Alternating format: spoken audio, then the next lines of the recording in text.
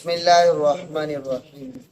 تیمم اور اس کے احکام کے بارے میں کہ تیمم کب سے شروع ہوا، تیمم کس کو کہتے ہیں۔ تیمم کا معنی ہے ارادہ کرنا، قصد کرنا، اور شریعت کے اصطلاح میں پاکی حاصل کرنے کے لیے پاک مٹی کا ارادہ کرنا، اس کو بولتے ہیں تیمم۔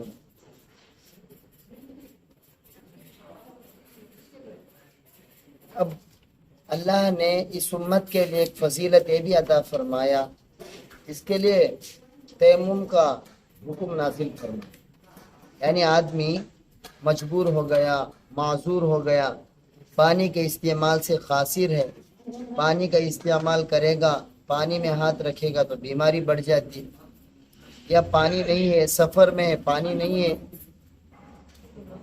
یا پانی بہت زیادہ قیمت میں مول کر استعمال کرنا پڑ رہا ہے، یا پانی میں ہاتھ رکھا تو بیماری بڑھ جاتی، یا بیماری بہت دیر ہو جاتی اس کے درست ہونے میں۔ ان تمام شکلوں میں اللہ نے اس کے لیے تیمم کی اجازت دی ہے کہ وہ آدمی کیا کر سکتا ہے، تیمم کر سکتا ہے، تیمم کے ذریعے سے پاکی حاصل کر سکتا ہے۔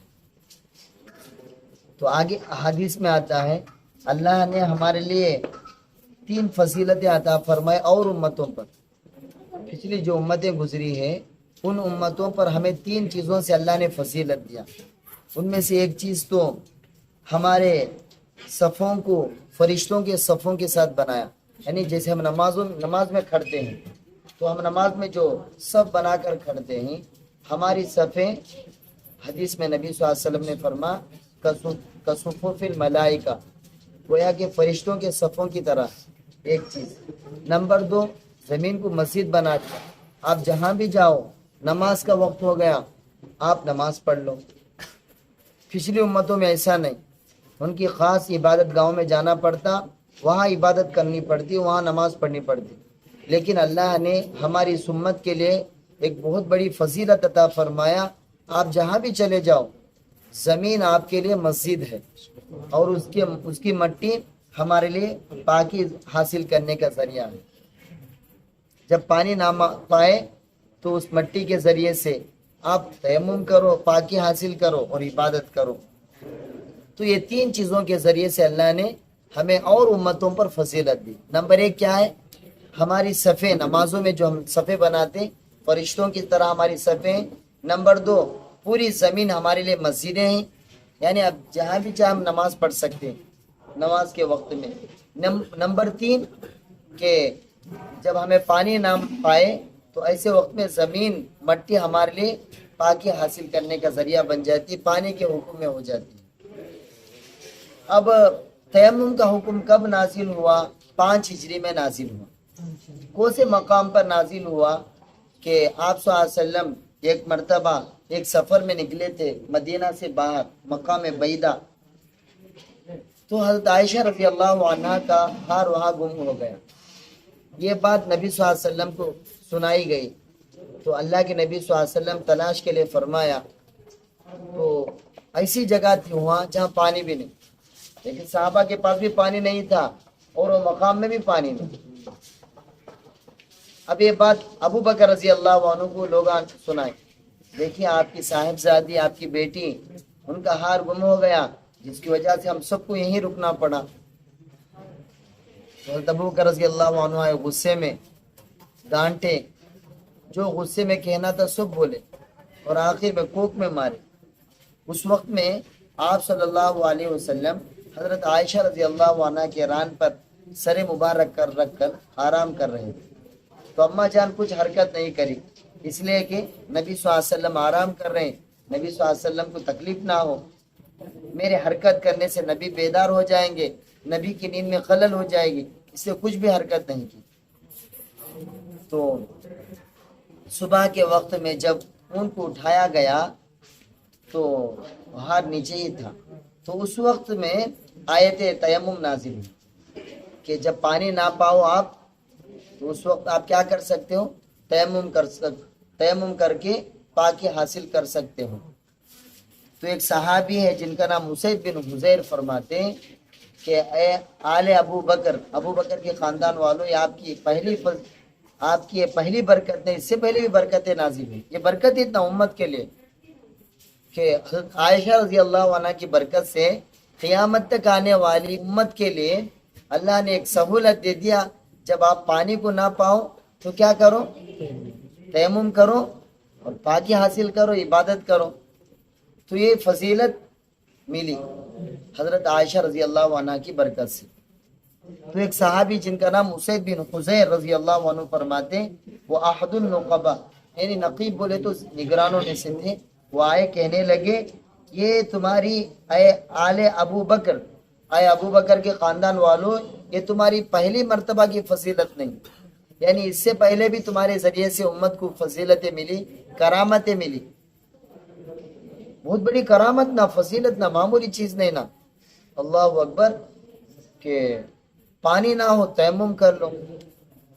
کسی امت کے لیے نہیں تھا، صرف یہ امت محمدیہ کے لیے یہ چیز رہو. اچھا، اب حضرت عائشہ رضی اللہ عنہ فرماتی جب اون کو اٹھایا گیا تو اون کے نیچے تھا وہ غار. کہاں تھا؟ کنت علی فوجدنا العقد تحتہ.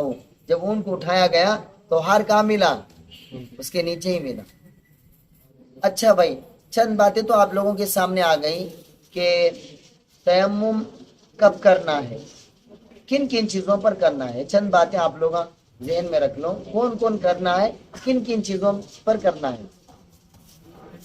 ایک تو بیمار ہے، ایک تو مسافر ہے، ایک تو پانی کو نہ پایا، یا پانی کو تو پا رہے ہیں لیکن بڑی قیمت میں ادا کر کو پانی پینا پڑ رہا ہے. بازار میں قیمت ہے، اس سے زیادہ قیمت سے بک رہا ہے پانی، تو تب بھی کیا کر سکتے ہیں؟ تیمم کر سکتے ہیں. بیماری، اللہ جزائے خیر دے علماء امت کے لیے کتنا سہولت دے دے. ایک بیمار آدمی اب ٹھنڈے پانی سے وضو کرنا ضائع ہو جاتا، بیماری بڑھ جاتی، نماز چھوڑ دیتا. اللہ نے اس کے لیے آسانی فرما دی. رسول اللہ صلی اللہ علیہ وسلم کی طرف سے بھی انعام ہے کہ وہ آدمی اگر بیماری بڑھنے کا خوف ہے تو پانی کی استعمال کی ضرورت نہیں. بیماری بڑھ جاتی بیماری بڑھ جاتی ہے یا بیماری ریکور ہونے میں، اچھا ہونے میں دیر لگ جاتا ہے، تو اس آدمی کے لیے شریعت کیا کر رہی ہے؟ اجازت دے. اگرچہ جنوبی ہی کیوں نہ ہو، جنابت کی حالت میں ہو، ناپاکی کی حالت میں کیوں نہ ہو، اگر وہ غسل کرا تو بیماری بڑھ جاتی ہے، بخار آ جاتی ہے، یا وہ بیماری کم نہیں ہوتی ہے، تو ایسی صورت میں کیا کر سکتا ہے؟ تیمم کر لے سکتا ہے. اچھا، تیمم کن کن چیزوں پر تیمم کرنا ہے؟ زمین کے جنس پر تیمم کرنا. زمین کے جنس سے مطلب کیا؟ جیسے مٹی ہے، بالو ہے، ریت ہے، اور اسی طرح اینٹ ہے. یہ ساری چیزیں کیا ہیں؟ یہ چیزیں کیا ہیں؟ زمین کے جنس سے. علماء فرماتے ہیں زمین کے جنس سے مراد وہ چیزیں ہیں اگر وہ جلائے تو راکھ ہو گئے، وہ زمین کے جنس نہیں. جیسے درخت ہے، جلا ڈالے وہ راکھ ہو جاتا نا، اس پر کیا نہیں کر سکتا؟ تیمم نہیں کر سکتا. اسی طرح پلاسٹک ہے، جلا دیا راکھ ہو جاتا. تو جو چیزیں جلانے کے بعد راکھ ہو جاتی وہ زمین کی جنس سے نہیں ہے. بات سمجھ رہے ہیں؟ تو اس پر کیا کر سکتا آدمی؟ ہر وہ چیز جو زمین کے جنس سے ہونا، زمین سے ہونا، جیسے میں ابھی بولا بالو، ریت ہے، مٹی ہو، اور اسی طرح کیا ہے؟ اینٹا ہو، زمین کی جنس سے تیار ہو کر آنا، زمین کی جنس سے ہونا. دھول کس پر؟ دھول. اچھا، ایک تو ہوا دھول لگانے کیا ضروری نہیں. اب اس کا طریقہ کیا دیکھ لو. تیمم کا طریقہ کیا؟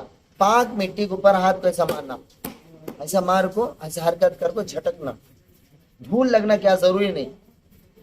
اس بات کو اچھی طرح سے نیت کر لیے. نیت کرنے کے بعد چہرہ کرنا، پہلنا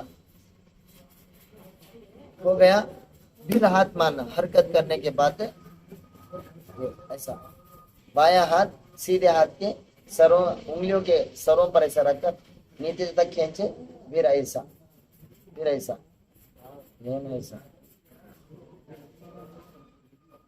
समझ में बात। तो कोनिया कर ले, ये है। तो एक तो नियत करना है, उसमें नियत करना फर्ज है। नंबर 2, 2 मरतबा हाथ को ऐसा मारने के बाद चेहरा अंगूठी तो हरकत करना और दोनों हाथों को मसा तयम्मुम कर लेना। ये क्या है, ये तरीका। तो मैं आप लोगों के सामने इसकी फजीलतें भी रखा।